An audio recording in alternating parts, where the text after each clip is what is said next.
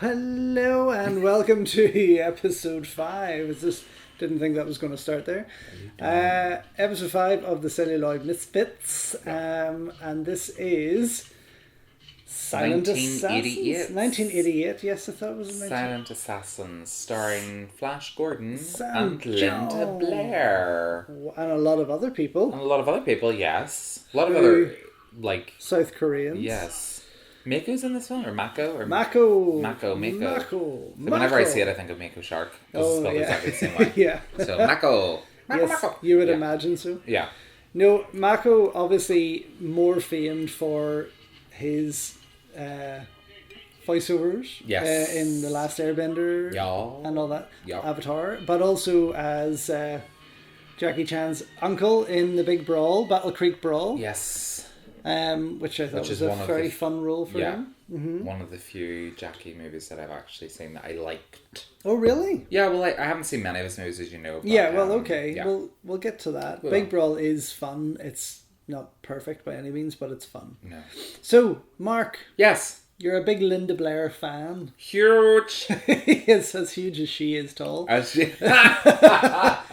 Is that Peter I know. Weller? It isn't Peter Weller. No, it looks like Peter It's Weller, not Peter doesn't Weller. Yes, I'm a massive Linda Blair fan, so I watched this for the first, like, literally before doing this commentary. it? Yeah. Because I actually wanted to see the movie. And it's funny, there is a Instagram account, Cult of Linda, who follows me. Sam Jones. Sam Jones. Look at Flash that. Gordon. Look at those poses. I know.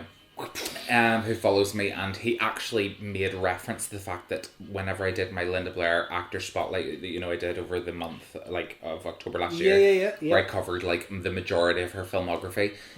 He actually said, "Oh no, Silent Assassins," but I had heard that she wasn't a very big part in this film, so I was like, "Well, I'm not going to watch it because there's no point in me reviewing a movie with her where she actually really doesn't do anything." Yes. And then watching this movie, I kind of realised she does fuck all. She really does do fuck off. She, apart from firing a gun once, she literally does nothing. Yeah. But it's a perfect example of how Hollywood, whenever they're, you know, typical 80s straight to video action film. Yeah. How are we going to market this? Oh, let's get Flash Gordon and is this Flash Gordon? Is Sam Jones Yeah, Flash Gordon? he is yeah. indeed, So yeah. let's get Flash Gordon and let's get the girl from Exorcist and And put he them looks on the poster. good. He looks really good here without the Yeah. blonde hair. Let's get Sam Jones, let's get Linda Blair, let's put them on the poster and it'll make money. Mm-hmm. And it probably worked because this is actually quite a cult film. It is, yeah. There are a lot of IMDb reviews It on has. this. To me, this opening reminds me of a James Glickenhaus kind of film, like The Protector, again with Yeah. Jackie Chan, or The Exterminator. That kind of a feel. Obviously, Yeah. yes, it's the late 80s, so they all had that similar. But it's the smoky shot we had the guy earlier shooting. Yeah, shooting through the in smoke. and that had that. It was beautifully Yeah. lit. It had that same feel as a James Glickenhaus movie. So This did really piss me off though, this opening scene, because a part of me silly. was like, what cunt takes their child to appear in the middle of the night? I know, right? I'm sorry, but I would have let that kid drown. And how stupid. I know what you mean. So Lee Doo Yong, who is he? He is a South Korean director Right, who okay. has done a few kung fu flicks, early South Korean kung fu flicks, and is still actually. I'm not too sure in the last maybe 4 or 5 years, but I know up till around 2011 or so, he was still directing, still making movies. So he has been around for some time. Yeah.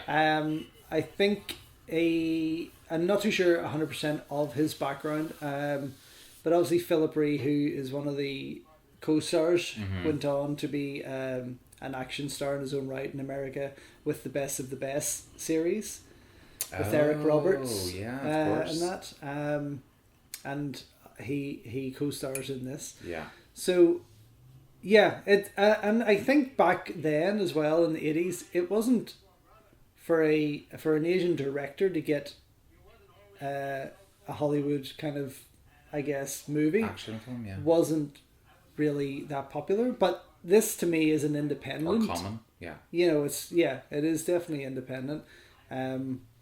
South Korean, possibly financed and produced as well as American money in behind it. Yeah. Mako obviously had a strong name Yes. So he did at this period, and as he went on throughout his career. But yeah, there was a few movies from the same team involved. There was a couple of, and I used to have quite a few of them on video. This is Philip here. Very cool guy. He is, though he says man in this film Yeah. so much. Yeah. It's like he's like, but he still has that kind of South Korean accent. Yes. Or Asian accent, but he's like, man. Every like 5 seconds, Yeah. every other word is man. It was really annoying me. But I like Philip. I actually kind of liked the casting in this. I thought it was quite, apart from Bless, I love Linda. I'll talk about her more later. Yeah. But yes, it's not terrible. It's not awfully bad, and I actually kind of enjoyed the characters and, you know, the plot. I could find like legitimately nothing about the production of Silent Assassins whatsoever. No, it's quite a forgotten movie almost. It is, yeah. But I think a lot of, especially Linda Blair films of that decade are forgotten. I mean, she did a lot of these kind of action B movies, like Night Force, SFX Retaliator, yes, all those kind of things. She had larger parts in that and did a little bit more in those, especially in Night Force. Like I don't know if you've ever seen Night Force, where her friend gets kidnapped and taken away. I do know Night Force. I can't say it's sticking out in my head, but I do know. I can see the cover. She goes with. I mean, that was a perfect example of them using Linda Blair, and she actually had something on the poster, and she actually had something to do in the movie. Right. But she goes with the vigilante team and is firing, semi-automatic weapons and blowing shit up and fighting bad guys, which is what I expected from this movie and from her. Okay. But that's not what I got. And clearly Hollywood B movies were paying very well, because this girl has an amazing boob job. Well, we talked about Lee Doo Yong, the director, South Korean director. Yeah. There was also a co-director who was an American guy. And that's possibly where the finance came in. Scott Thomas. Yeah. Again, another independent director who went on to work into the early 2000s. There was a zombie film come out back then, if I can remember the date of it, called Flight of the Living Dead. Oh yeah, heard of I remember picking it up in Poundland and then putting it back. It wasn't great, I have to say. Okay. But Flight of the Living Dead 2007. That seems to be the last thing he's done. Probably for good reason. Yeah. Yeah. But no, it is a very behind the scenes, very unknown crew. Yeah. I think maybe back very then they were all production. just starting out. Yeah. But this was a very, I don't know, there was, because I've reached out. I told you I've like reached out to Linda, herself. Yeah. About certain films and stuff, and I've had a little bit of interaction with her and stuff like that, but this is not a movie that I've ever brought up with her or know anything much about. But there's quite a little Hong Kong feel about this movie. Yes. So there is. I like that about it. Yeah. That's what I liked about it. It had the fights had. I mean, that is. And gore. It's quite. Yeah, it is quite a savage and bloody film. I mean, this is really like they kidnap this guy. And the little girl, it's not even his. And then fucking slice her mother and father up. And it's like, whoa. They actually look like they cut away from even gorier shots. Yeah. They? There was a minute, I do know that there was about a minute and 10 seconds cut from the film. Oh, right, okay.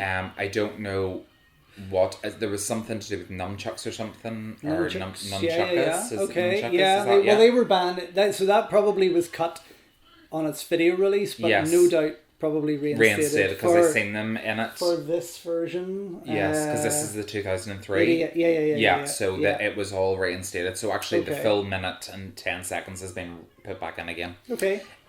So there maybe was gorier shots that they just didn't. But there's Linda! Yay! Oh, and she's not green. And she's not. Look at that wee green. doggy. I know, he's just tripped over the dog, bless. Oh. But okay, so my love of Linda Blair. Where do I start? She's so cute. Look at her. Oh. Love her so much. Yeah. Really, really do. And the problem that I had with Linda's later career is that she was used because of her name. Everyone knew her as the girl from The Exorcist. Yes. That's what she's known for, and Of people course. still, even if you say Linda Blair, people won't know who you're talking about. But if you say The Exorcist, they'll be like, oh yeah, of course. And she did a bunch of excellent TV movies in the 70s. Born Innocent and Sarah T, Portrait of an Alcoholic and Sweet Hostage.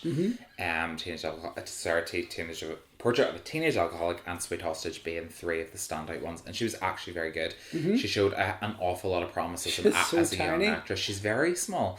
But she showed an awful lot of promise as an actress. And it looked like potentially with those films, you know, following The Exorcist up with a number of dramatic performances to show that she could actually act, you know, was looking very promising. And then Exorcist 2 happened, Hell Night happened, and then she became totally pigeonholed into these kind of B-movie roles when she went on to do like Chained Heat, Savage Streets, Red Heat, movies that I love because they're so cheesy, corny, over the top 80s exploitation films, which I love. That's as a genre that I really enjoy. And she gets good roles in them. I mean, she gets good material to work with. They're very quotable films. They're fun films to watch. She's great. She gives it her all in all of those movies, and that's what I like about it, is her commitment to even shit films. But when I was watching this, I was like, shit, this is bad. Like, there's a scene coming up in later on in the movie where they're sitting and her and Sam Jones have had a fight, and they're sitting in the living room, and she just looks awkward and uncomfortable, and it's like, oh god, bless her, she's got like the worst role in the entire film, you know, as an actual, you know, as a big name star. I mean, she was. People in Hollywood knew who she was. Of course they did. And I mean, The Exorcist obviously was the most defining film, I think, of her career. Yes, the defining movie of her career, without a doubt, and everybody knew about that film because of what it was. Yeah. And the amount of myth and stories surrounding it. Yeah. So the production of there was So there was no doubt. Everyone, and especially at that period, knew who she was. Yeah. She was. Yeah, she was a B movie star. You know, she was in tons and tons and tons of B movies. You know, we have to do a commentary for her movie The Chilling. I don't know if you've ever seen it. The Chilling. Is it a zombie? It is, but it's ridiculously I think bad. I have it somewhere. I have it. I have it too. But you know, she just her career trajectory after Exorcist 2, which I don't hate. You read my review for it whenever I did it, and I was actually quite nice about it because I enjoyed the practical effects. And the production design and art direction and stuff was very, very good. And I liked that they kind of continued Reagan's story and brought Linda back for the sequel. And she did a lot of good B movies, and then something happened along the way in that space of time. She ended up going to Australia to do a bunch of Ozploitation films, like Dead Sleep and things, and then returned to America, and her career just never seemed to recover. Didn't happen. And it's a real shame. Yeah. Because maybe if she had have straightened out that hair, she may have that gotten 80s more roles. Frizz. That 80s kind of perm. But you know, when I saw them both on the cover of Silent Assassins, how they both look, I was thinking, is this going to be a kind of Richard Norton and Cynthia Rothrock team up? Yep. Because that's what the cover looks like. It looks like she's holding, you know, she's brandishing a gun. He's brandishing a gun. I thought they were the Silent Assassins, this team up. And it's not the film that I got at all. Well, now, I have to say, I don't hate it. No. Having watched it and listened to it, I know the story and what's going on in this film. I don't hate this. No, I don't think it's a terrible film. No. I think it's terribly written. The dialogue. The dialogue is shocking. But there is, there's an element of that Hollywood kind of sheen to it, like late 80s B movie for sheen. An independent flick. And it is decently directed. even though the script is dodgy, it still well directed. Yeah. Yeah, and I think Sam kills me in it. He's brilliant. Oh, he's so funny in this. Yeah. Like, it's such a different role. It's a real shame because, again, another actor who's known specifically for one film. Yeah. And then you see him in something like this here, and you're like, oh, he's got a bit of charisma. He's got some charm. He does have those kind of action chops, That's brilliant, where he just glues him to the wall. Yeah, clings him to the wall. Sticks him there with the glue. Love it. It's wonderful. Oh my word. But again, but it's the kind of movie that, plays it straight. Everyone's taking it seriously, but it still looks like a hell of a lot of fun. Oh yeah. Nobody is. I don't think would be embarrassed about this film. I certainly wouldn't be embarrassed about having worked on this film. No, I don't think so. I think they genuinely believed in it, that it was going to be a pretty decent hit.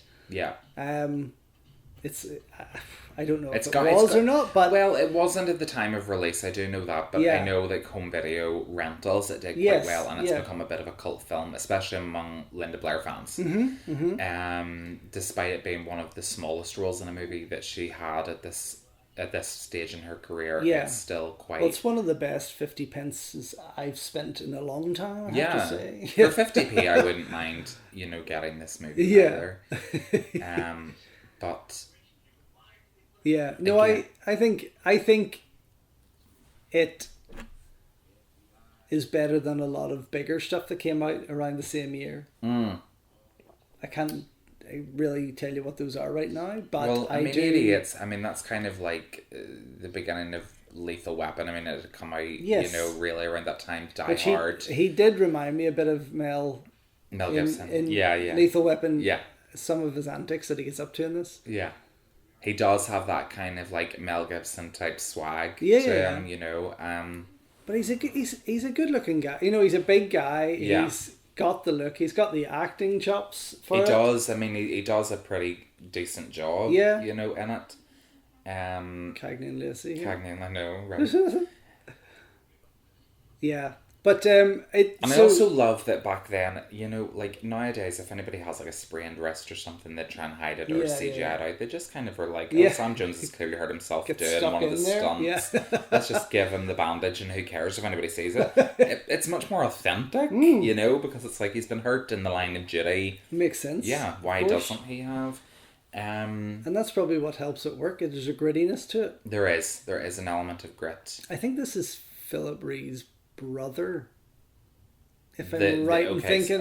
So the uncle of the little girl is Philip Rhee's brother. Yeah, I think so. And he, if it is the same guy I'm thinking of, and he is actually went on to do some great stunt work, actually, in the more recent Birds of Prey that's come out. Oh my gosh! Yeah, wow. A lot of big Hollywood films and fight coordinating, things like that. So obviously, probably not continued as an action star, much like his brother, but more along behind the scenes kind of thing, Yeah. Oh, where am I?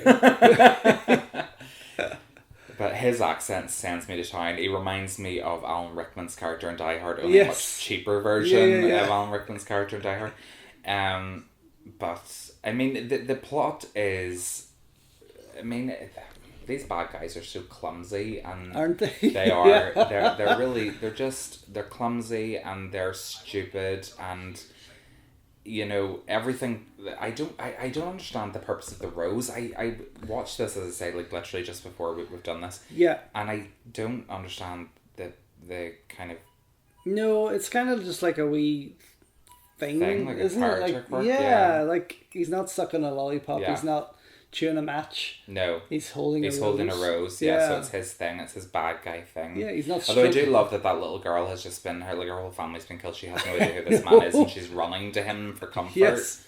But I suppose if I was kidnapped and my whole family was killed and he was the only person that I could trust, I'd be fucking grabbing onto him too. Of course. Do you know what I mean? Yeah. But I love that this film is well choreographed. It has that Asian cinema feel to it. Mm-hmm. There aren't a lot of quick cuts. No. I noticed that you would find in more American films. Yeah. They do tend to linger on a lot of the shots. Not so much of Sam fighting. No. But Philip Rhee. But that's Rhee what would have stuff. done it. That's what would have made it different back then. Is that the Hollywood market had the Clint Eastwood kind of style action where it was one punch, or nothing was highly intricately choreographed. Yeah. Whereas with these guys coming in and offering something different. And don't forget, Jackie still hadn't broke the market at this, the American market at this, which I'm quite surprised at, considering. Yeah. When you see the likes of this and a lot of other South Korean American productions coming out, and even the likes of Remo, One Armed and Dangerous, that kind of thing. Those were vehicles that Jackie and other Hong Kong stars should have stepped, out into the limelight with. But yeah. But these were precursors to I know, I love this. Get down! Great explosion. Real explosion. Yes, a real explosion too, of a real van. Yeah. Which I love. You know me and my explosions. Oh, yeah. This is why I want to film a movie. I keep saying to you, with what can we blow up? Yeah. Can we get a permit to blow shit up? I know a few people that deserve to be thrown. Oh. But, yeah, I like it. And I mean, the production for it's really not that bad. No. Definitely not.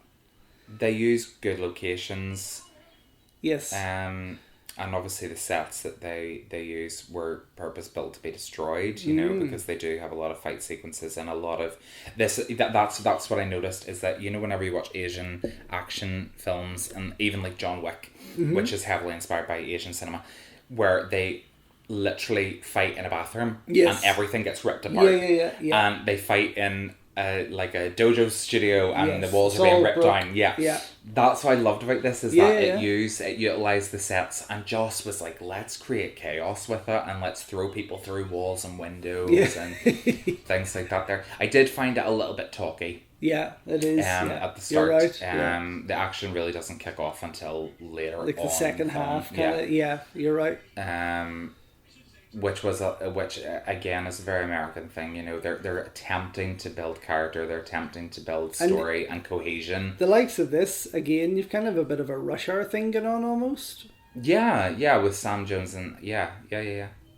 So I mean, maybe is it something that could have possibly inspired the writers of Rush Hour, or is it just generic enough? And here's Linda back.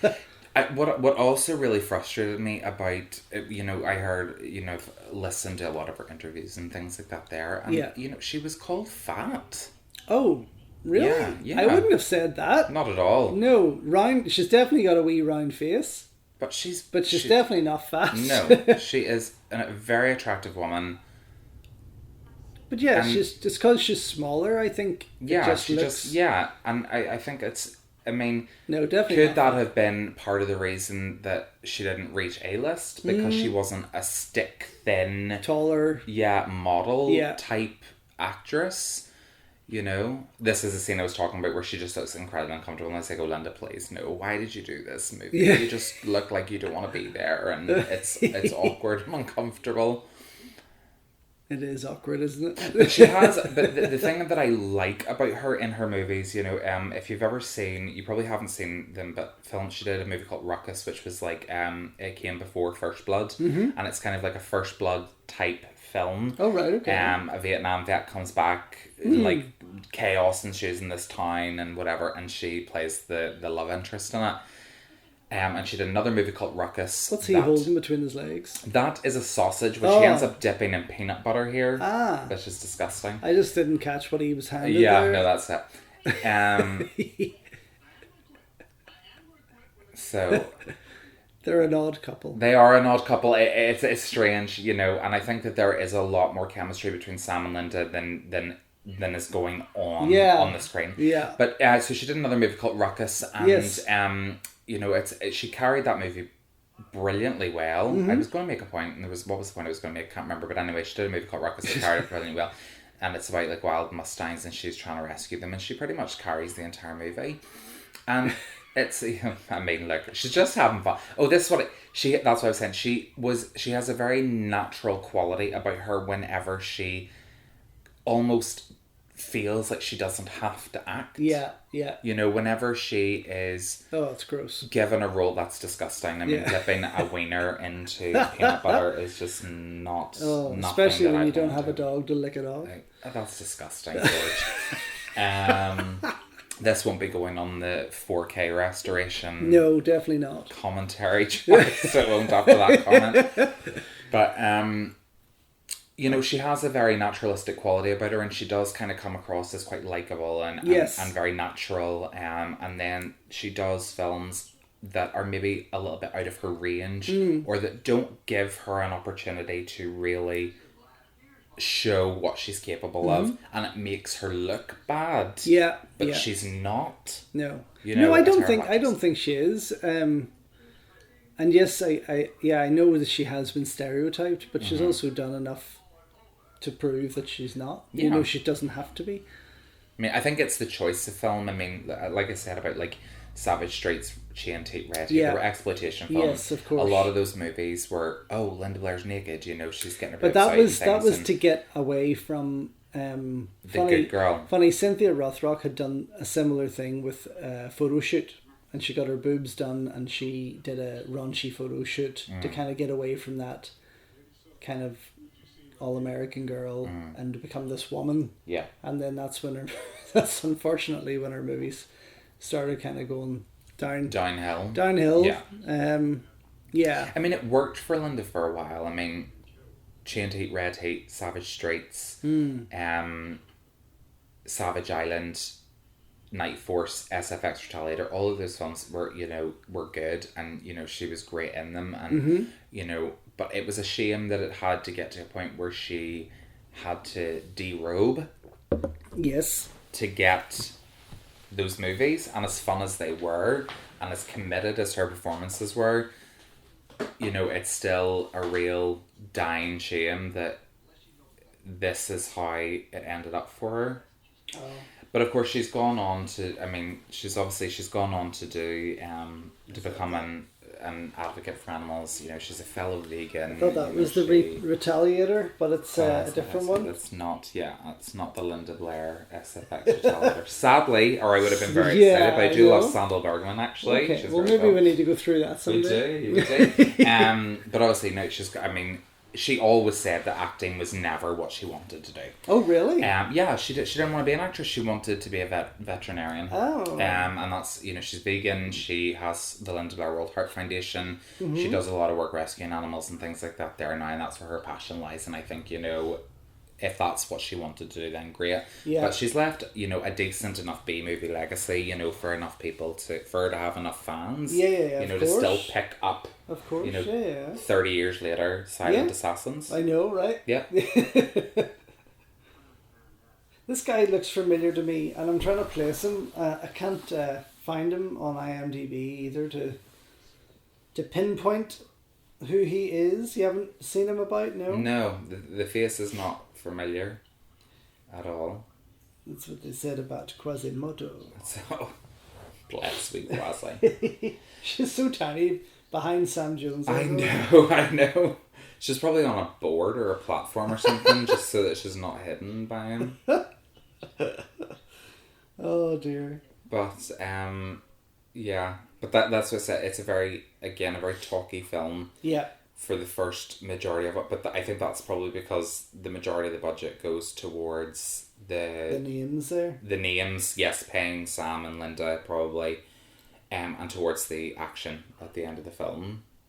You know, because there was quite a. Well, there was a bigger action. Yes, now I remember back to that. And a rain machine. So, it's not. I mean, one thing I noticed if I remember correctly, when watching it the first time, it's called Silent Assassins, but the assassins are far from silent. Oh, far from silent. Yeah. the chattiest assassins and the loudest assassins you'll ever meet in your life. I know, right? And even how they approach. They're blowing shit up. I mean, that's not silent. No, it's not. That's not conspicuous at all. You know, but I think the silent assassins are supposed to actually be these guys with the swords. Oh yes, of course. And the sheaths. The ninjas, as such. Ninjas, yeah. The South Korean ninjas.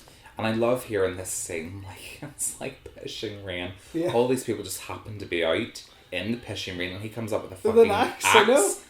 So then it goes all horror movie. Yeah, and just lands it right into him. It's like, what the fuck's that all about? And they're all standing like, oh my god, what's going on? And he's already dead, and obviously. He's dead because he's just had a samurai sword straight through the chest. But he that there scene for me was dark. Mm-hmm.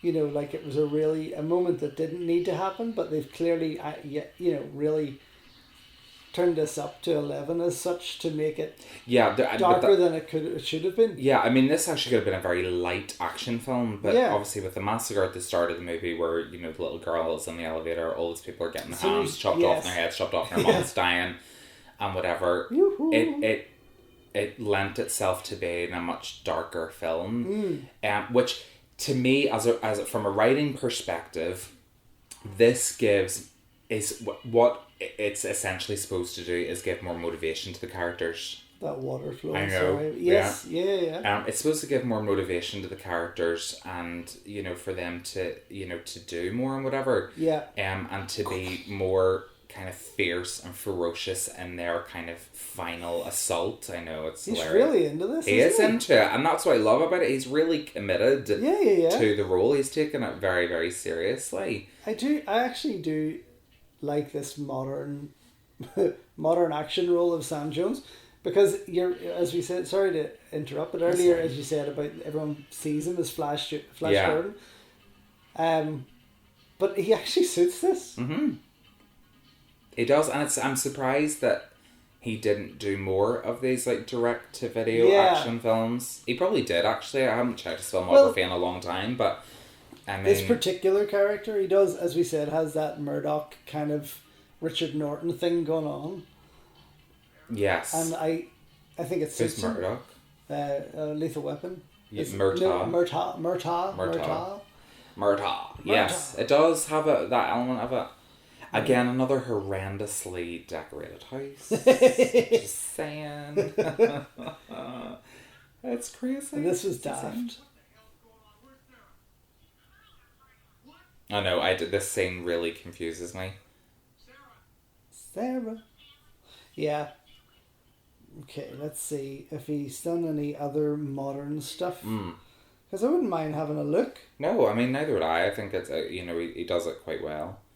He reminds me of, as well, like, Dolph Lundgren. Yeah. He did a lot of these kind of, like, B-movie style. I love this girl, I mean, this child's, like, died in his arms of boredom. She's like, I've got nothing to do. I'm just going to sleep in while he kills me with passive smoking. Sucks, So, he's still going. Sam Jones, he's still acting. I knew he was, but is he still doing the same type of action-y type films? Not in the last 10, 20 years. No. Oh shit. Well, a lot of things they keep bringing him back as the Flash. You know, like whether it's a cameo or whether it's him as Flash Gordon or a character called Flash. You know, it's obviously playing on it. Yeah. But that's much like Linda in her Exorcist role. You know, you've got these two people that are known mainly for those particular roles. Yeah. And here they are together in this action film that. Yeah. I mean, they were here. They are together in the action, and Linda again. I mean, she did Exorcist, and then she did Exorcist 2, and then she did Hell Night, and then she did a bunch of very, very low budget horror films that are not even worth mentioning. Oh yeah. And then took the piss out of herself from Repossessed with Leslie Nielsen, which I loved because she just was like, I don't care, fuck it. That was funny. But she worked with Wes Craven on a movie called Summer Fear, or Stranger in Our Houses. It was released in the States, I think it was released as Stranger in Our House. It was a TV movie that Wes Craven did, and her cousin's like a witch, and she suspects it. It's a very good movie, actually. I enjoy it. And then appeared in Scream in 96. In a small cameo role as the obnoxious reporter. That was her actual role. Wow. So the height of him. I know. I know. He's very tiny. So who's this guy? Who is this Asian guy? I think, as I said, I think this is Philip's brother. Okay. I could be wrong. I may be wrong because let me see. No, I doubt that you're wrong. Jin Chong. Well, this is Jin Chong, yes. Yes. Okay. All right. Sorry. So yes, I know exactly who he is. Street Soldiers. He was in from 1991. I had this on video and I absolutely loved it. It was kind of like this South Korean American production, like almost like a modern Warriors. Oh, I love the Warriors. Yes, well, Great it's one film. of my all-time favorites. But Street Soldiers, I totally adored. And then Los Angeles Street Fighter, which was 1985, which again, same setup, same team, South Korean team, with the American setting. Yeah. And it was a fantastically fun film. Yeah, okay, I do remember. So we know who he is now. We know who he is. Okay, so it's not Philip Rhee's brother. Philip Rhee's brother will be in it as an extra, as a fighter, as a stuntman. Okay. So, okay. But yes, they actually, I would love to get my hands on these again. I'm sure on eBay they're selling them Street on Soldiers video in and LA. stuff. If I could get them on video, I'd be even happier. Yeah. Be cool. Oh, the artwork is amazing. Yeah, I know. I love those old school like video artwork covers. Yeah, it's just it's brilliant. I love it. Bill Wallace, Philip Rhee. So yes. Why couldn't they have done something like that with the Silent Assassins poster? I know, because right? it's the most boring poster I've ever seen in my life. It's Sam and Linda with a gun, brandishing guns. Really reddened. Really reddened. Actually, they look like they have melanoma. Yeah. Really, really reddened, and it's terrible. It's a very, very bad cover. They obviously, that's where Gemma Collins got her inspiration for her fake tan. So it is from the cover of Silent Assassins. She just won't tell anybody that. No, but I think there could be a trilogy of sorts that some wonderful people, maybe at 101 Films, 88 Films, Arrow releases this trilogy of this South Korean collection of LA Street Fighters, Street Soldiers, and Silent Assassins. Yeah. It would be quite a nice collection, I think. It would be a nice little box set actually to have, Get you know, Kung because Fu Bob on the artwork. get out Kung Fu Bob. This is a fun I love this, but this baffles the fuck out of me is that they're like he's shooting with one gun and they've got like subatomic weapons. And watch him going down the stairs. Yes. Shit! Not one hits him Because he's so big. because he's James Bond. Yeah. Oh, light flare. Really bad. That was not like that on my TV. What? Yeah, I don't know what the hell's happened there. Nothing's wrong with that TV. No, it was not that bright on my television. That was quite a light flare there. Let me see if I can darken that for you. No, it's fine. It's just it just didn't look as economy style we're going with. Yes. Yeah, that looks a little bit less dynamic. It looks a little bit less orange, but yeah. But again, I think there's too much character motivation going on for this kind of film. You don't need.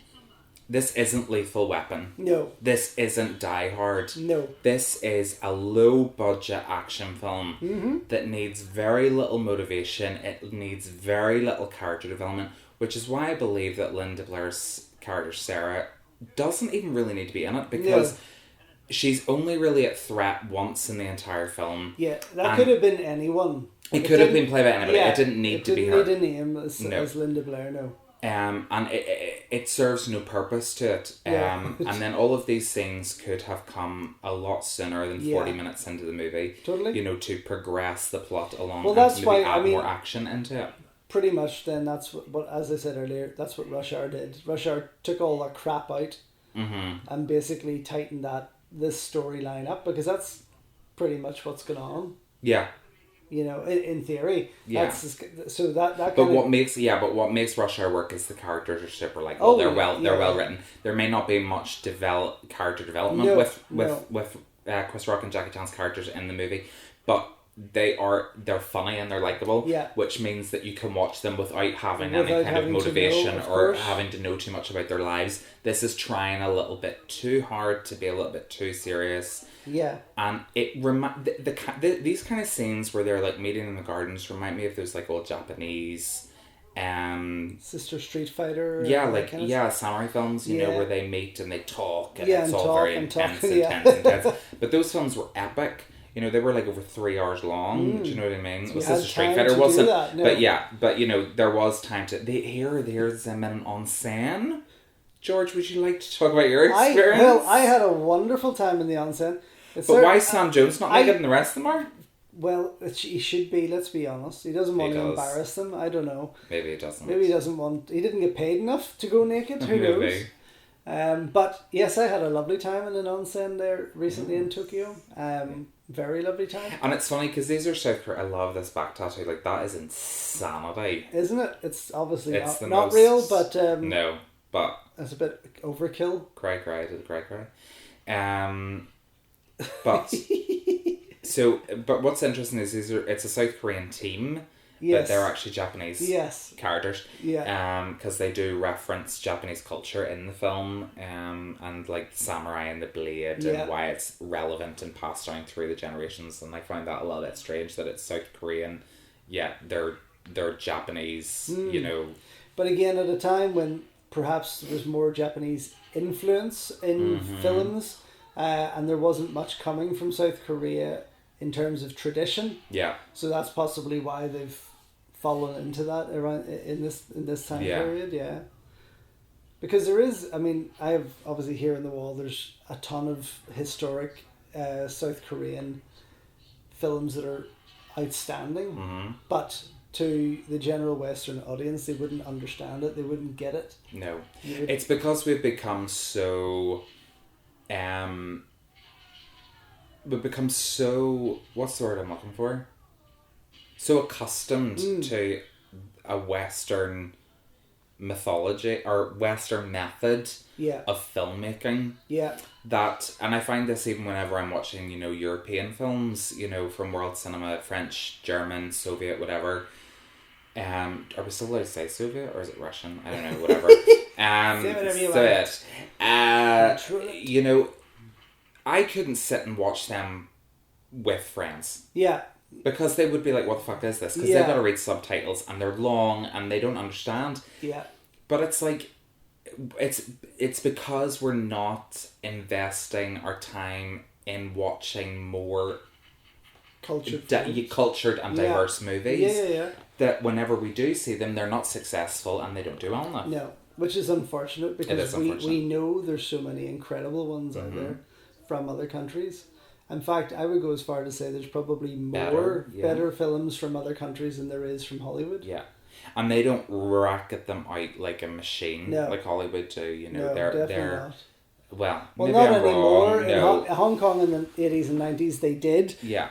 And 90% of them were incredibly watchable and a lot of fun. Yeah.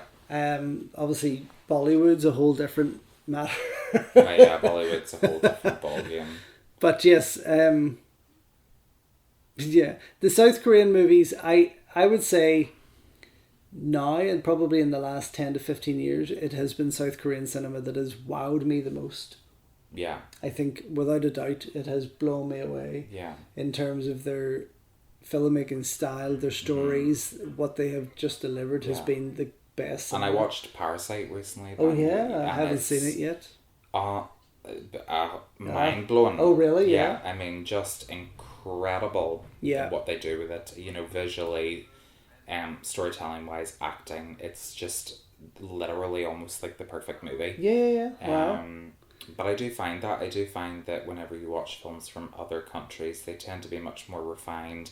They care a lot more about the story that they're telling and how a movie looks. Not that American films don't. No. But you see a difference. Because they're glossy. Yeah. But American films are much more about fast-paced, quick thrills. It's like E numbers for the eyes. Absolutely. Yeah. E numbers for the eyes. Perfect. Yeah.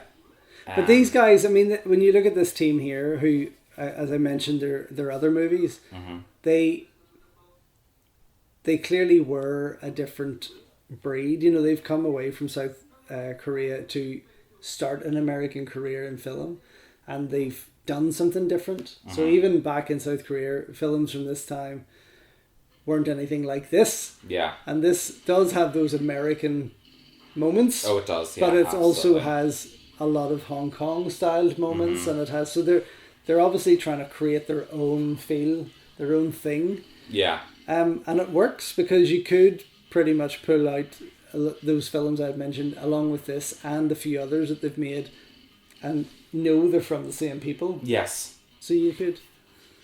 But Yeah. yeah. I mean, and it's the 80s. You know, It is. they've got to continue this manic style of action and everything.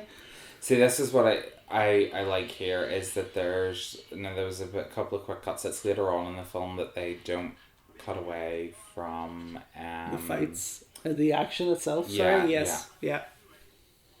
But that again, that was over fast, but that wasn't anything too different from like of In the Line of Duty 4 with Donnie Yen and things like that. So you know, they definitely knew they were onto something. Mm-hmm. And he cracks me up that he's always hiding. This guy's hilarious. This is Philip. Is this Philip? This is Philip. Oh god, I love him. He's my favourite character in this whole movie. Like I absolutely adore this guy. He is.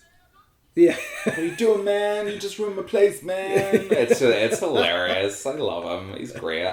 And it's mostly him that when the fights later on in the film, that they kind of. Yes. There's a lot of static shots, and you can see that he's doing the kicks and stuff. He would probably then. Yeah, he has went on to be the bigger of the action stars out of them, but he would be probably the better fighter overall. Actually, I watched not so long ago, a couple of months ago, watched Best of the Best 4, which I found again in CEX for 50p. Gotta love CX until they send you damaged goods. Yeah, I know, right? Oh yeah. It becomes a generic action flick from the first couple of Best of the Best movies, which were about the tournament, but suddenly becomes more of a James Bond type kind of creature. Yeah. Oh, look at her. She's about 12. I know. She aged beautifully. I mean, she still looks fantastic now. Look at the sign on the side of the payphone there. I know, right? Headshots. $50. When everybody wanted to be an actor. 50 cents. 50 cents. You're right. Headshots 50. Oh. Yeah, I mean, and I you know, they're giving Sam Joe this cracks me up. This little girl's like in this fucking crawl space singing "Twinkle Twinkle Little Star" in Chinese. I mean, it's like, oh my god, or in Korean. Whatever. But it's like, yeah, she's like catatonic at that stage. I would be too, to be honest. Just find my happy place. Yeah, and this is kind of like Linda's kind of like perilous moment, you know, someone's broken. Yeah. Damsel in distress.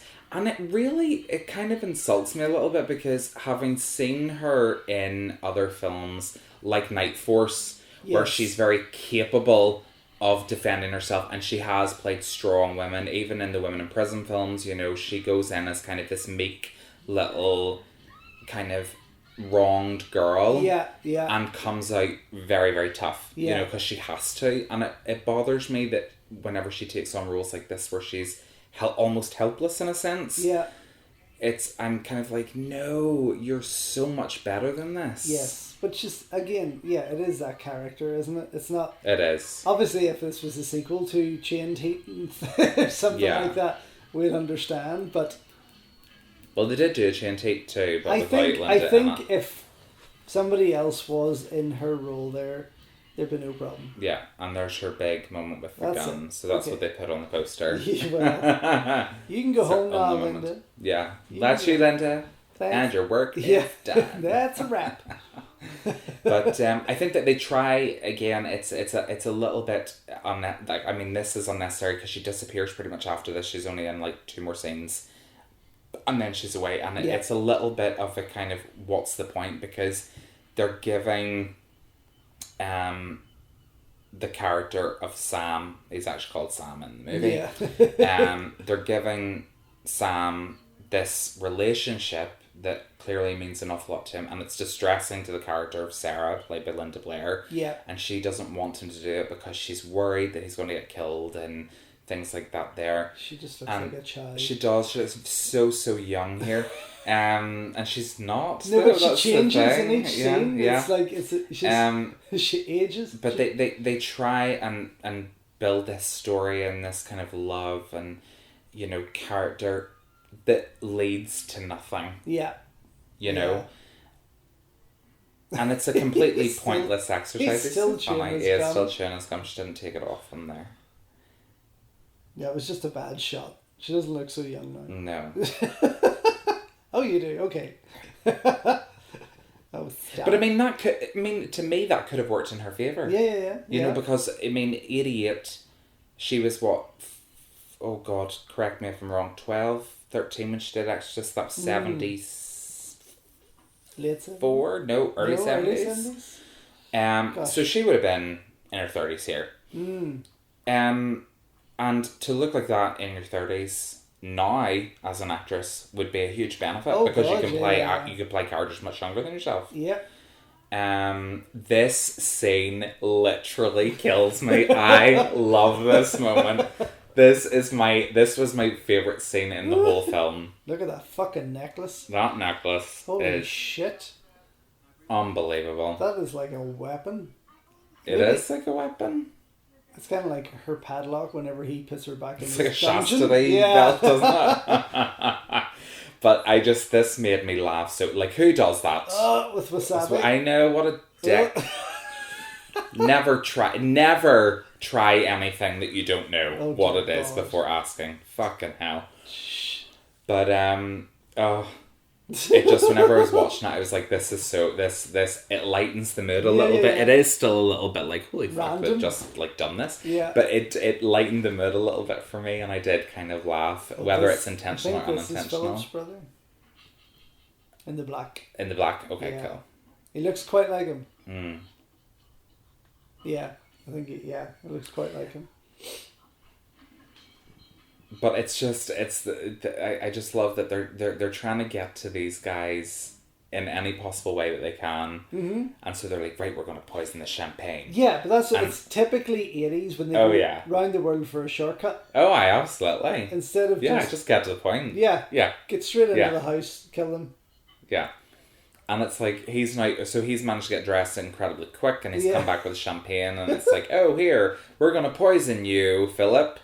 And I love that she's adamant that she's taking the first sip and ends up dying in the middle of a restaurant. And what makes it even funnier is that nobody reacts. Not one. Like, what? I mean, I love this. Watch her here. I don't know. Do you remember this thing? No. Oh God, this is hilarious. So it's like.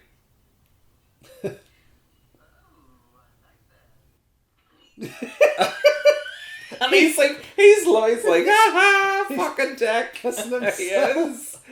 But it's like, he's so cool. Nobody's reacted in the whole restaurant. Everyone's just like, what a bitch. This Beverly Hills. Do you know what I mean? It's that is hilarious. That's his brother. Look. Wow. That's incredible. But yeah, great scene, great moment in the movie, hilarious. And just lightens. But I know it is dark, but it does lighten the moment for me. And he left her there because he literally says to these guys in the film here, you know, oh, she's her head's in her sushi, you know, and her plate of, and her California roll, you know. I left her in the restaurant with her head in her California roll. Do you know what I mean? And it's like it's a great bit of writing that, you know, it was very, very good. But he does get like the coolest moments, Philip. Oh, he does. He does get the best moments in the movie. And Sam's like he's doing that whole kind of like 80s shuffle, you know, the way they used to in action movies where it's like where they couldn't just walk normally. No. You know, they had to do that whole da-da-da, da-da-da, da-da-da. It's like a dance. Yeah, whereas today you wouldn't have it. You can tell a lot by a man what he has in his fridge. You certainly can. Just That's why saying. I don't look at many men's fridges. Don't want to know. Oh my God. I know. Because if you opened it and it was all beer, that's a sign to skedaddle. Let's get out of there, yeah. Yeah. And he's drank those in literally half a second. Linda's only gone, 3 minutes? Mm-hmm. And he's already got the beer in the fridge and nothing else. Yeah. She took all the food with her. But why would you, if you were being attacked constantly, would you fall asleep? No, you wouldn't get absolutely shit-faced and fall asleep. But this, again, this is when the movie for me is at its best, because it's these little random moments where they add in elements that are, I mean, look at her tits. I mean, they are ridiculous. Yeah. This could, I know, we'll just spray you with some bug spray. WD-40. And blind you for the rest of your life. And the size of that gun. It's a big, if he saw them tits first, I know. His gun would be big. Yeah. She doesn't even get them out. What a waste. Not that I'm saying, I'm not objectifying women here, people. I'm just saying. No. But if you're going to pay for things like that. Absolutely. You might as well flaunt them. Oh, baby. What a kick. A wonderful hiding spot, really. No, it wasn't. But when you're not expecting someone to be at your front door. That scythe looks terrifying. Yeah, I know, right? I mean, if something goes wrong with that, you're in trouble. But great choreography here, love it. Yeah, it's quite realistic. It is, as well as showy. It's fast. Yeah, there's not many delays. No, in that particular fight. Earlier ones there was some slight delays, but this is hilarious. But this I love this because this is quite an erratic fight. Oh. I don't know. Is she licking the blade there? I didn't know what was going on there. I don't think she was licking it. I think she was giving the impression. Yeah. But again, a great little bit of writing. It's where the movie comes alive is whenever they're doing these fight scenes and he's like completely drugged up and lifts his gun and you see all the blurriness and stuff. Yeah. And I actually thought my TV was going funny, but then I realised, oh no, he's been drugged. And he's like firing at whatever he can kind of aim at, in the hopes of missing his friend. Yeah. But again, look, this is like Rush Hour. You know, in Rush Hour, whenever they're like destroying everything. Yeah. You know, it's so good, and I like when they do that. See what I mean about them keeping the shots. Yes, it's a wide shot. Yeah, where you can see what's actually going on. Of course. And that's what I love. That makes a lot of sense. See, this is when I thought, my God, my TV's gone funny. Or I need new glasses, potentially. But, yeah. No, it has got a lot of choreography, but there is quite a realistic approach to it. And they don't mind getting hit. No. Because they're really throwing... They are throwing each other right punches. there. Yeah. Look. I know, it's funny. Don't fucking shoot me! Don't shoot me! Oh. That's quite a good shot. I like that. Yeah, it is a good shot. Flip me. Yeah. Look at the... it's some house, actually. They had those bikes, yeah. Isn't it? This makes me laugh too. And it's like... Love Linda. Well done. She makes my life. I love her. Repossessed. Yeah.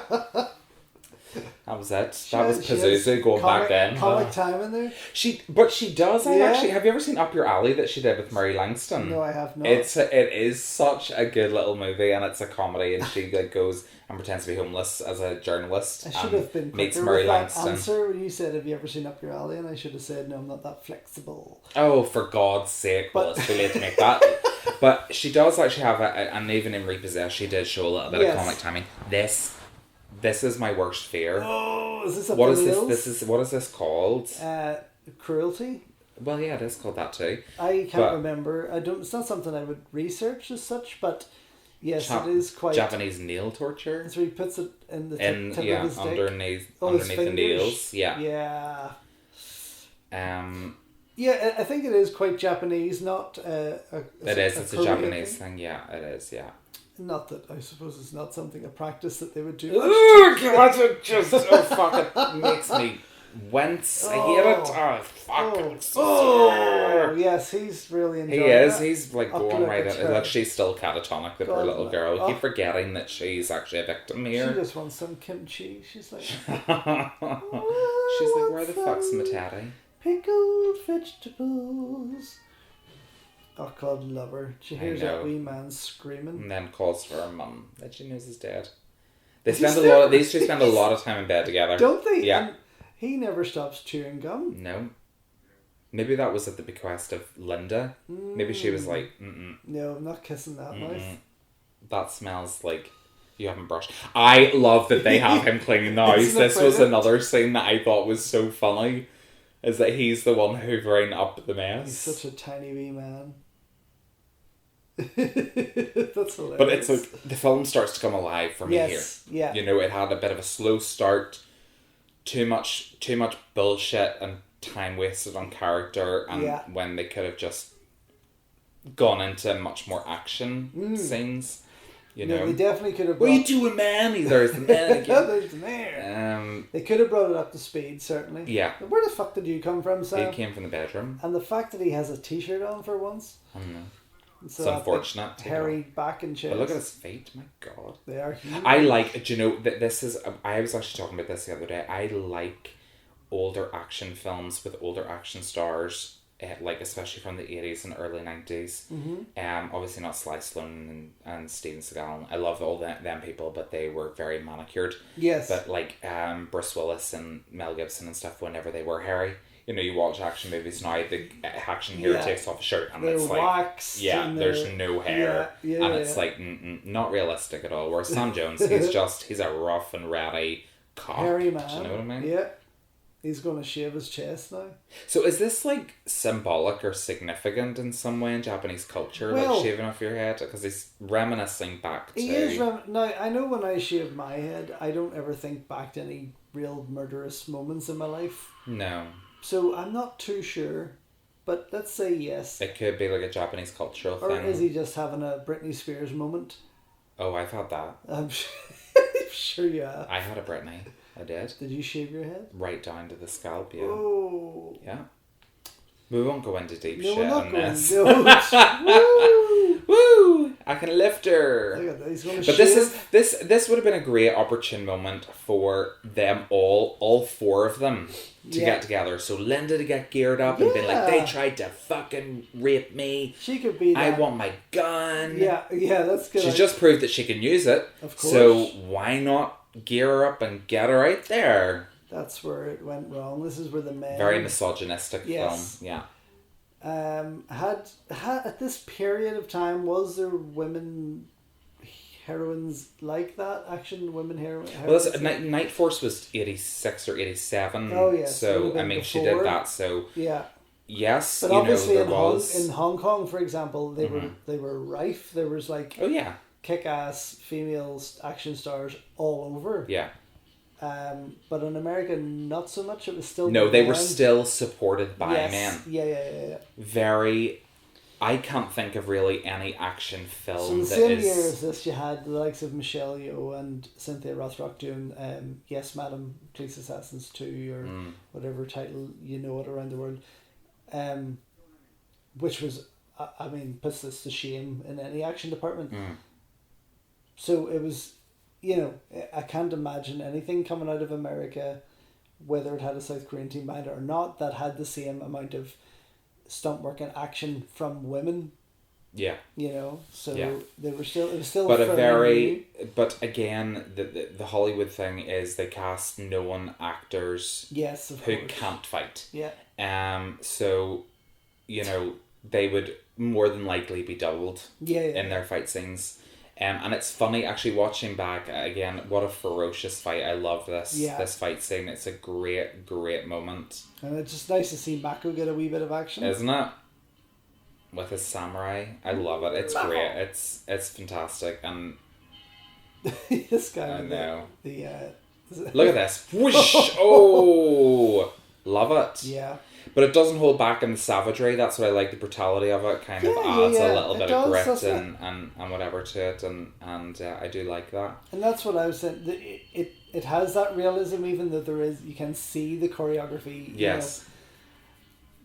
Whereas it's still still works. Yeah, it does still work. It's gritty. It is gritty. Because and the fact that it's still, I mean, it's funny, ratings change in films, you know, you think, like, especially in the UK, I don't know about the US so much, but in the UK you think of films like, and it's funny, whenever like Starship Troopers first came out, it was rated 15 in the cinema, but then whenever it came out in home media, it was 18. Right. But Apocalypse Now, whenever it was released in theatres, was 18, and then on home media now it's reduced down to 15. And Jaws also, I think, was it not released? Jaws was released as a PG, and it's now a 12. Right, okay. So I always thought it was released with a bit of a higher rating. No, it's now got a higher rating because of it, but yeah. But this is brutal. Like, lovely. Jesus, that's like a scene from Splash Area. It is, yeah. Where I have the clowns chopping Vivian. Yeah. Yeah. And they just chuck him in the pool. Love it. Fantastic. It is. It's dark. It is, and he's got blood pouring out of his back. Did you see that there? Like, it's literally like leaking out of him. But there's the guy. He looks like he's from the IRA.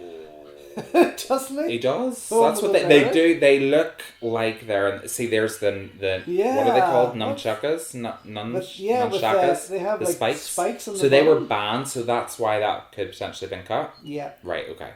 Got it. That makes a bit more sense. Whoa! The nunchucks were banned from the early 70s with the Bruce Lee movies. Okay. The BBFC said they were the most violent weapon. Oh. Which is fucking beyond me, because look at everything else that they're swinging about. Yeah. Samurai swords, axes, scythes, guns. Every film, every martial arts movie that had nunchucks was cut. Right, okay. And then the uncut versions became a massive collector's edition, collector's piece from their unrated versions right through to the new releases, or the other cuts from around the world. If people could get them, they would buy them. Yeah. And it's something I always wanted as a video collector with VHSs. I always wanted to try and find, when I was travelling around the world, those uncut versions, you know, and eventually started getting them, and then of course DVD came out around. Yeah, and now you can get multiple versions of one movie on one disc. Yeah. So many. But the nunchucks, I love the nunchucks. I have a couple of my own pairs. I love playing with them and teaching people how to use them and putting them into my movies if and when they're needed. You were going to use them in Zombie's Schoolgirls, Zombie Schoolgirls, yeah. So even teaching one of the actresses to use them. And she did a good job. She did a pretty damn good job. I was quite impressed. Yeah. For an hour's teaching. Yeah. Well, I meant to say at the beginning of this film as well, like he's lying in bed with this child, and he asks someone that he doesn't know, "Oh, can I lift her?" Yeah. If you did that today, people would be like, "Get the fuck out of this elevator. You are not lifting my child." It was a very odd moment. It was an odd moment, but obviously it had to be done for the purpose of the film. Yeah. And I love that she's not putting up a protest. She's been ripped away from him, and now they're going to start cutting her nails off. She's a very well-behaved little girl. She is. Stop it right now. I'll tell you everything you want to know. No, they don't, but it leaves me clenching my fist. Not all. That's Neri is masturbating his sword. Yeah. It kills me, honestly. But I mean, we were talking about female action heroes and things like that there. But yes, there wasn't any, and if there was in American cinema. Or in British cinema, they were supported by men. Yes. The first real action heroine to do it on her own would have probably been Buffy.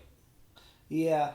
Because obviously the movie came out in 92. Yeah, because even the likes of Red Sonja, you had Arnie. Arnie was there to do it. Whereas Buffy was kind of like, she was like the first feminist action heroine. In America. Who didn't need the support of a man. She could do it because she was strong. True. You know. And we are covering the movie in season 2, the Christy Swanson original, and I'm a big fan of the show. And Sarah Michelle Gellar ended up getting, black belt in Taekwondo and stuff. So, I mean, you can actually see the progression of her stunt double, and then her doing more of the fights herself as the seasons went on. Very good. But it is a shame that there's probably a lot of very talented female fighters out there that don't get the roles. They'd rather cast Charlize Theron, Angelina Jolie, Scarlett Johansson, and then double them because of the names. They cast the name rather than the talent. Yeah. It's unfortunate. Well, they are talented actresses. Of very course, talented actresses. But in the action department. But they're not fighters, they're not trained fighters. I know they do go through a lot of rigorous training to get to a point where they can throw a punch believably. Yeah, I think more so nowadays they want to. Yeah. Because they know it. That's what we want. Yeah. As the audience, we want to see them we want to see the authenticity of it. We don't want to see a very obvious stunt double. No. Like in China O'Brien. Yes. Like, Jesus wept. But then again, you could see what Cynthia could do, but for the acrobatic stuff. Yeah. So that's where that came in. But yeah. I mean, to me, this would have been a great vehicle for Cynthia Rothrock to be in the Linda Blair role and get to be in on the action. Yes. That would have been amazing to see, I think. Yeah. But even to incorporate Linda into the action. Yeah. You know, would have been... But not just for the gunplay, but on the martial arts side of it. Yeah. If she had, oh well. Yes, because then at least she could have done some martial arts stuff. Yeah. Would have been very interesting. That's a long car. It is a long car, isn't it? I often drive without my headlights. In fact, you have to. Last week I drove home from work without my lights on, and I was waving at people were flashing at me, and I'm waving at them, wondering what are they flashing at? Dear God! About 10 minutes later, I realised, oh shit! And it's amazing that this is the first time we're seeing this compound, and I didn't realise how fucking massive it was. It looked like a wee dingy room in like a horrible little hole, but it's quite a large compound. Yeah. Again, a very 80s thing, isn't it? Oh, it is. To have that, the bad guys lair. Yeah, the bad guys lair, the huge big setup where it's all going to go down. Dun, dun, dun, dun. I do like the music. Very 80s. Yeah. I love that synthesized 80s score. It's again a very Hong Kong feel to it. Yeah. In terms of the movies that were coming out in Hong Kong around the same time. Yeah. Yeah, I like that. It's great. I love the lighting in the background, the blue hue on that. I mean, do you think you would enjoy it any more if you saw it cleaned up? I think if they did a restoration on this, 2K or 4K... You'd be interested? Yeah, I'd certainly be interested to see how it looked, because a lot of the scenes are quite dark. And I know that's a deliberate thing. Yes. But to see it cleaned up, the grain kind of taken away and things like that there. Sharpen the picture quality and things like that there would certainly, I think, add a little bit to jumper. It. That jumper. I know people today that have jumpers like that. That's worrying. That. Oh my God, 30 years later. 31 years later? 32 years later? Yeah, oh jeez, I know. Yeah. But this is came out the year after my husband was born. It came out the year before I was born. Before you were born, yeah. Well, there's only a year and a half between Kenny and I, so because he was January 87. Yeah. Yes. Yeah, January 89. So it was exactly 2 years between the two of us. Yeah. So So this is obviously the end of it. There is a really funny moment that comes up where Kendrick, the villain, you'll see it. Whenever we come to it, you'll see it, and it just fucking killed me. I was like, oh my God, best performance by a you'll see it. Honest to God, but I love this. But again, they're leaving it far too long. There's too much of a build up to this action. And then it's over quick. It's over very very. There's quite a bit of action here, but. It's over a bit too quickly. They could have had 30 minutes of action. A lengthy battle at the end, yes. Not 15 minutes of action. Oh. But again, this kind of stuff cleaned up, I think, would look spectacular. Yeah. Look at that suit. I know, that suit is epic. It's like Sean Connery called once his James Bond villain suit back. Sean Connery called it once his career back. Yeah. Oh, that's how they got into the compound? Yes. I think I nodded off at that point. Climbed into a box. Climbed into a box. You actually nodded off, did you? No, I just didn't. I was like, they came through a vent in the wall this year, and I was like, how the fuck did they get in? So that's how they got in. I don't know how I missed that part, but there we go. A very dodgily made vent. It is, and look at even the wall shaking there. Yeah. Like, I mean, it's clearly just plasterboard wall. It's not even brick. Ding, ding, ding. And this looks like the kind of set that you would film in. I was about to say I would love to film on that set. I would have a blast. Yeah. But it actually looks like somewhere I have been. Yeah, it does. It looks like it would be like Battle right at home in your movies. So I love this. Here he is getting to finally fight. A great kicker. Oh yeah, Fantastic his kicks are kicker. fantastic, and they are. I mean, there is power in those kicks. Like Again, he never went love it, lovely, love it. Off with his head, and then he's like, yes. It's such a great character. I love the character that Philip plays. He never went A-list action star, and I don't think he ever went anywhere he should have. No, but do you know what? He could have been a real good, like, Jackie Chan type, because Jackie Chan has that kind of comic element where he would do things and then he would, like, do something funny. Yeah. Philip has the same kind of quality, like, he just cut someone's head off with real savagery and then it's like, oh! You know, so there's, like, ferocity in the fighting, and then it's like, oh, and shit. He has good comic timing. He does. He has good acting skills and looks good and moves amazingly, you know, so... Yeah, it's just a shame. It does move very well. Very, very well. Is kendo a Japanese thing? Japanese thing. No, what he is fighting, I would say, with those kicks, Taekwondo, though, which is South Korean. Yeah, okay. Or Korean martial arts. Okay. But yes, definitely with those kicks, the control in his legs there would, to me, highlight Taekwondo. Okay, Interesting. Yeah, the kendo though, perhaps around this era they were just trying to highlight that a bit more as a new sport to bring out, you know. It's with the sticks. Yeah, with the big wooden swords. Because you had Nicole Kidman's martial arts movie around the same period called Nightmaster. Wind Riders? No, Nightmaster. Don't even know that one, and I know a lot of Nicole's movies. You're not missing a lot.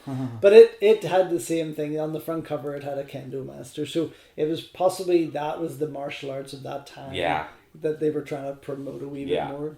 Get more people to come along and learn a bit and realise it's not exactly what they were doing in the film at all. what another thing that kind of frustrated me a little bit, it didn't frustrate me, it was just kind of like, what the fuck's the point, is Kendrick, the main villain here, the kind of Alan Rickman wannabe, with no hair, Joe Pantoliano's cousin. It's like, he's kind of not really a villain. No. He doesn't really do very much villainous stuff. He's a bit of a shit villain, isn't he? He is a shit villain. Oh, I'd love to play down this literally, watch this. Love it. What the fuck? I know! What the He literally just explodes. It's with one bullet? Yeah, If this wasn't recording live, I would love to wind that back and I know. see it again. It was so bonkers. Right, watch this. So this kid, so she's been shot, obviously. Yeah. By titties. And...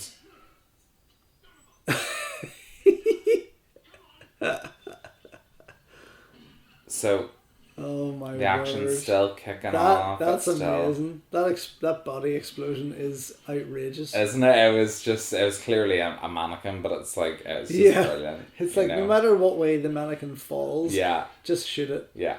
Just blow it up. And fill it with as much fit. Look at this. I love the jump on the wall and again, stuff. had it been, if we saw this cleaned up, that would be so much clearer and look amazing. It would, yes, because we would see it a lot more clearer than we are in this kind of 2003 version. Oh, I love this. Well, this is video quality. Oh, it is video quality, yeah, very much so. look at Yeah. she's like, it's like Screaming. it's not even a real voice. It's like but there is a very clear shot here where it's clearly a doll that he's running with. Yes. But that was so I actually think that became a thing because obviously you heard about the Twilight Zone incident with Vic Morrow, the Twilight Zone movie incident with Vic Morrow where he's running, they breached some laws and things, and they had kids on set at night, which they shouldn't have. Ooh, nice kick. It was a good kick. Had kids on set too, Vietnamese kids on set at night that they shouldn't have. Pyrotechnics going off, and he was carrying them through the water. Pyrotechnics went off the wrong time. The helicopter fell down and decapitated them all. Oh, Jesus Christ! Okay. So no, I didn't hear I about think that that may have something to do with the fact that that's not a real child being carried around. Yeah. Because there was much stricter laws brought in about child labour. Yeah, at that time after that happened, because it cut Vic Morrow's head and one of the kids off and the other kid drowned or was crushed onto the helicopter. But it's horrifying, and you can get it on YouTube. You can see it. I don't know. Yeah, I mean, but you don't see it happen. Right, okay. But you see the helicopter coming down and falling on them. Yeah. It's not graphic or anything. Gosh. But so I imagine that's why. But it's just so funny him running with this Yeah, child that's going, and it looks like a doll. You know, it's like, oh Jesus. Well, it's also easier to carry a doll. It is, but it doesn't look realistic. If you like try in any running way. with a child, it's kind of tricky. Exactly. You're not going to get away. No. It's quite a bloody fight, this, isn't it? It is a bloody fight, but that's what I liked about this film, is that it was bloody. Yeah. Yeah, definitely. I wouldn't be complaining. Nope.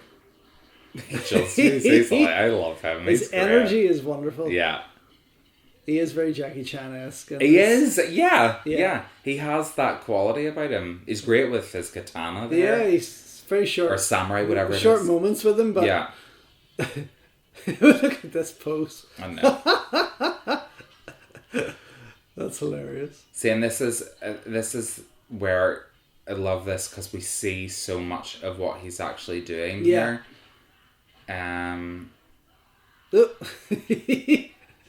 See? Yeah.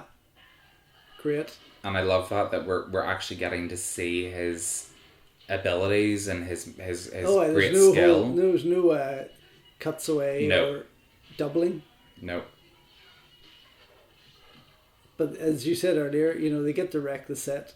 Yeah. Which is always a fun thing. Oh, yeah. I love a good set wrap. I wouldn't mind having the budget to play with that kind of thing. Yeah, that would be amazing. And somebody hired Wolverine here. And again, this is another Japanese ninja weapon that they've brought in. It's strange, the Japanese influences that they've brought in, being a South Korean team. Yeah. Well, but I love this. Like what, and... Cha! Love it. Yes. Cha. Absolutely fantastic fight in the smallest of spaces. Bit of a Donnie Yen thing going on. He does, and he looks a bit like Chow Yun-fat as well. Yeah. What, did you see it? Oh, you missed it. Look. Yeah. It's like, oh, for fuck's sake. And this is clearly where the entire budget of the film went to, because they were like, okay, we need pyrotechnics in this film. Oh, fucking rocket launchers. So, yeah. Look at those suits. The silver suits are amazing. I know, right? Wah! What a dick for climbing up there, though. I know, right? And it's yeah. And he's still moving. He is. And Sam's still being missed by every bullet there is. Well, he is Flash Gordon. He is Flash Gordon. But these are the moments I live for in life. Yeah, this is just such Blow cliche. The whole set up. Yeah. But every bad guy out taking their aim. Yeah. Whoa. Watch this. Oh, it's not this one, but I love that. Too big of a light flare if it was cleaned up. Look. Whoa. Look. Holy it's shit. Like blown apart. Somebody melted over the rail. Yeah. What the See, if that's cleaned up, that explosion might look a little bit better because it's too bright. Yeah. But it kind of like... So, I mean, this is like the middle of the night. And then literally now it jumps to the middle of the day. Yeah. It's morning. So we've just blown up the place. Because it's pure black. The sun's rising! Of course it is! Over the explosion, which was a nice place. It was. It's nicely done. And here they're going to the Twilight Zone. Yay! The child in the chopper. Yeah, no, that is a real girl. Yeah. Being carried there. Because it's less risky getting her to the helicopter. Yeah. Just don't throw her up in the air, or it's just going to be Jesus. fucking chopped to pieces. Oh my word. But just such a great end to the sequence. I wonder if Philip did this here himself. It's just so fucking daft where they've just suddenly went to bright daylight. I know. There's not even And here we go. Yeah, here we go for the miniatures. Are you ready? Hey! What a teeny explosion. He's still chewing gum? He is still chewing. He's going to give Violet Beauregard a run for money, isn't he? Oh, man. I'm a gum chewer mostly, but I switched to candy bars. Yeah. Sam Jones is just stuck with the gum for his whole life. Oh, for goodness sake. So, See what I mean? So this is the setup where I assume that they were setting it up for a sequel because we see the general earlier on in the film with the same cane. Yeah. And then we see it here at the end of the film and it's like, oh. No, I don't. I mean, yes, I would have liked to have seen the sequel. Yeah. I think it would have actually... Now we've got to know the characters. I don't know where they would have went, but yeah. I think it would have been nice to see them continue. Yeah. And no more Linda. No more Linda. She disappeared. Linda was kind of She literally just disappeared from the film. She had shot the guy. She had one last bit of sex, and that was it. She was gone. Yep. Yeah. Wow. Oh my god, one of the characters is called Hasbro. Hasbro. Is that not like copyrighted? So what did you think of it? No, it was good. It was good to see it again. I think Yeah. the first time I watched it, I had it on. Oh, it was Bill Wallace was the kind. Oh, okay. So Bill Wallace was actually, I talked earlier about being a James Glickenhaus film and The Protector, which I'd obviously mentioned with Jackie Chan, and Bill Wallace was the super kicker that fought Jackie Chan in The Protector. Oh, there we go. And he also showed up in LA Street Fighters, I believe, or one of the other films here. Yeah. So there you go. It's good. That was good. Nice wee surprise cameo there. Fight choreography from Jun Chung and Philip Rhee, which, yes, understandably, that was the two main guys there at the for the end fights, which is why they got obviously the majority of the action. Yeah. There's quite a big team behind this. I know, a much larger team than I thought, because I watched through the credits to see, and I was surprised. But they even had catering on that film. Do you have catering on your movies, I George? do not. I certainly sandwiches from No Chain, because we're not being sponsored by them yet. So until some big sandwich chain decides to sponsor our videos, then I'll start talking about them. Call my husband and say we need three ham sandwiches, 2 salads, 3 cheese, and 1 vegan. Yeah, and 1 vegan. Yeah. Well, now 1 vegan. Filmed in Panavision. See that? Yeah, if it's cleaned up, it'll look. I think it'll look spectacular. Yeah. Yeah. I'd like to see my films cleaned up. I would too, actually. I would too. I think that would be pretty nice. I would love to see them remade. Yeah, well, Battle of the Bone and the Nacre remade. Yeah. Oh, without a doubt. Yeah, 1988. Oh, very, very short. This is what I loved about the movies in the 80s. They didn't waste 12 minutes with credits. Definitely it was just like, get fucking through it as much as possible. So that's the end. That's the end. Thanks very much. Thank you. Episode 6 coming up, and it is Iron Hero. Woo! God love yous all. Bye.